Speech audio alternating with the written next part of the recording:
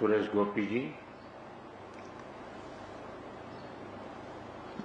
जब से मैंने इस आपदा के विषय में सुना तब से मैं लगातार यहां संपर्क में रहा हूं, पल पल की जानकारी भी लेता रहा हूं और केंद्र सरकार के जितने भी अंग हैं, जो भी इस स्थिति में मददरूप हो सकते हैं, उसको तुरंत मोबिलाइज करना और हम सब मिलकर के इस एक भीषण आपदा में हमारे जो परिवारजन इस समस्या में घिरे थे, उनकी सहायता करना, ये त्रासदी सामान्य नहीं है। सैकड़ों परिवार के सपने उजड़ गए हैं।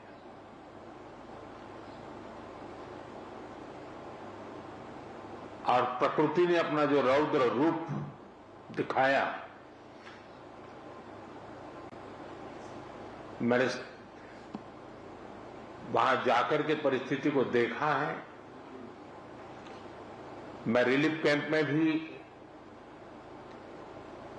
इन पीड़ित परिवारों से मिला हूं, जिन्होंने एक्चुअली उस समय जो देखा और जो झेला, उसका विस्तार से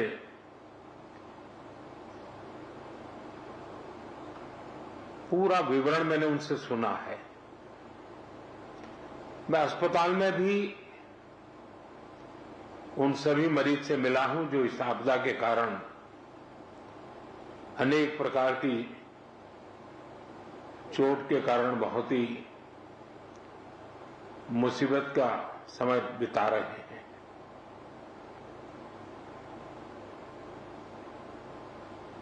ऐसे संकट के समय जब हम साथ मिलकर के काम करते हैं तो कितना उत्तम परिणाम मिलता है। उसी दिन सुबह ही मैंने माननीय मुख्यमंत्री जी से बात की थी और मैंने कहा था कि हम हर प्रकार की व्यवस्था को मोबिलाइज कर रहे हैं और जितना जल्दी पहुंच सकते हैं पहुंचते हैं। मैंने हमारे एमओएस को भी तुरंत यहां भेजा था, चाहे एसडीआरएफ के लोग हो, एनडीआरएफ के लोग हो, सेना के लोग हो, पुलिस के जवान हो, स्थानीय मेडिकल के लोग हो या यहाँ के एनजीओ हो, सेवाभावी संस्थाएं हो, हर कोई बिना रुके तुरंत ही आपदा प्रभावित लोगों की मदद के लिए पहुंचने का प्रयास किया। जिन परिजनों ने अपने स्वजन खोए हैं, उसकी पूर्ति करना तो हम मनुष्य के लिए संभव नहीं है, लेकिन उनका भावी जीवन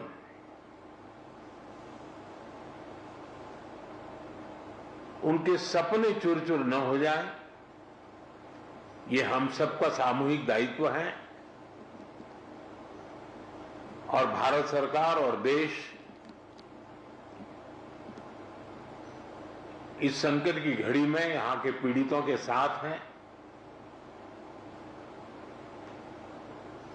सरकार को जो कल मैंने हमारे इंटरनल मिनिस्टर्स की जो कोऑर्डिनेशन की टीम थी, उनको भी यहां भेजा था। वो कल माननीय मुख्यमंत्री जी से मिले थे, आपके अधिकारियों से मिले थे और वे भी सारे चीजों को देख करके गए हैं। और जैसा माननीय मुख्यमंत्री जी ने मुझे बताया है कि वो एक पूरा डिटेल में मेमोरेंडम भेजेंगे और मैं विश्वास दिलाता हूं इन परिजनों को भी कि वे अकेले नहीं हैं। इस दुख की घड़ी में चाहे राज्य सरकार हो, केंद्र सरकार हो या देश के जन जन नागरिक हो, हम सब उस संकट की घड़ी में उनके साथ हैं। सरकार ने जो नीति नियमों के तहत जो आपदा प्रबंधन के लिए राशि भेजते हैं, उसका काफी हिस्सा पहले ही दिया हुआ है और भी हिस्सा हमने तुरंत रिलीज किया है। और जैसे ही मेमोरेंडम आएगा तो बहुत ही उदारता पूर्वक इन सारी समस्याओं के समाधान के लिए केरल सरकार के साथ भारत सरकार खड़ी रहेगी। और मैं नहीं मानता हूं कि धन के अभाव में यहां कोई काम रुकेगा।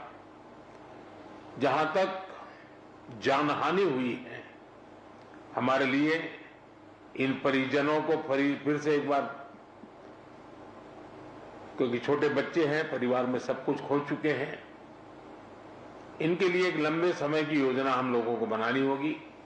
मैं आशा करता हूं कि राज्य सरकार उस पर भी विस्तार से करेगी और उसमें भी जो कुछ भारत सरकार अपना हाथ बटा सकती हैं वो बटाएगी। लेकिन मैंने, जैसा अभी मुख्यमंत्री जी बता रहे हैं, मैंने एक ऐसी आपदा को बहुत निकट से देखा हुआ है, अनुभव किया हुआ है। 79 में, आज से 40-45 साल पहले की बात है, गुजरात में मोरबी में एक अर्थन डैम था और भारी बारिश हुई और डैम पूरा नष्ट हो गया। और आप कल्पना करें, वो डैम बहुत बड़ा था, मच्छू, वो पूरा पानी, और मोरबी एक शहर है, उसमें घुस गया और 10-10, 12-12 फीट पानी था पूरे शहर में।